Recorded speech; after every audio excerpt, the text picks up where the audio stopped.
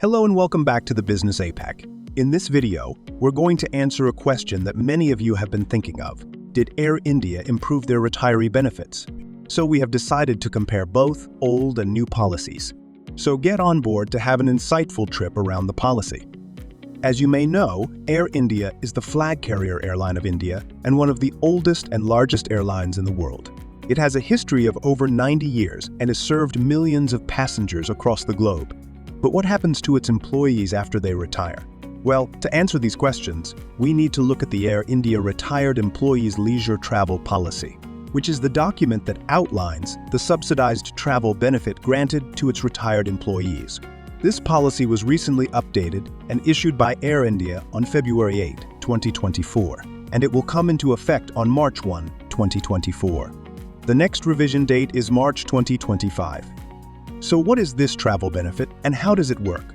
Basically, it means that retired employees or their nominees get a certain number of free tickets per year to travel on Air India flights.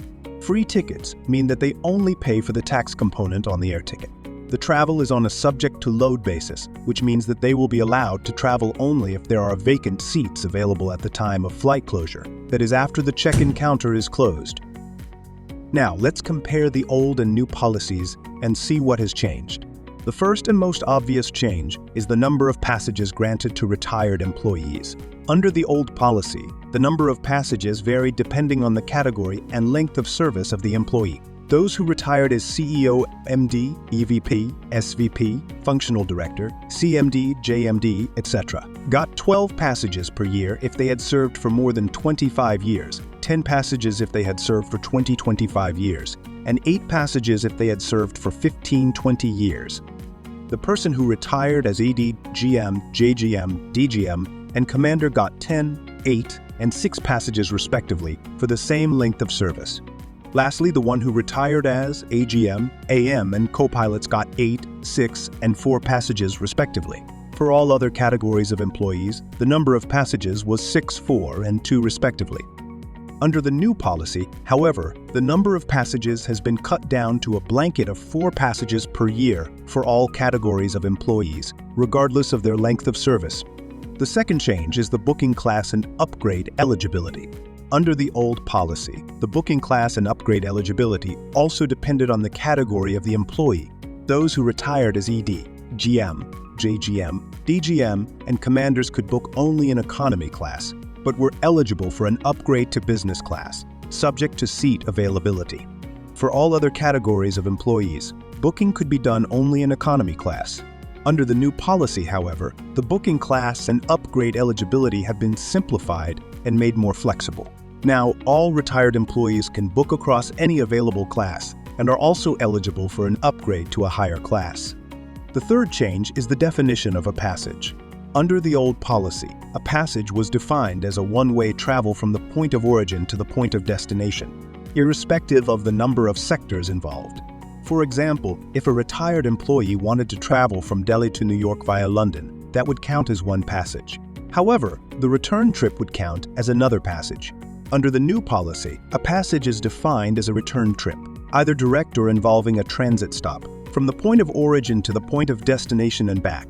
For example, if a retired employee wants to travel from Delhi to New York via London and back, that would count as one passage. However, a round trip consumes one passage, but a multi-city trip consumes more than one passage. The fourth change is the validity period of the passages. Under the old policy, the passages were valid for 1 year from the date of retirement or from the date of issue of the policy document, whichever was later. For example, if a retired employee retired on January 1 and the policy document was issued on February 1, their passages would be valid till January 31. Under the new policy, however, the passages are valid for 1 year from the date of issue of the policy document.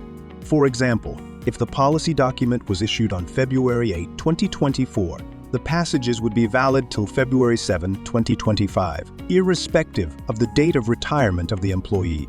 This means that the validity period of the passages is fixed and uniform for all retired employees, but also that it may not coincide with the calendar year. The fifth and final change is the nomination of the spouse.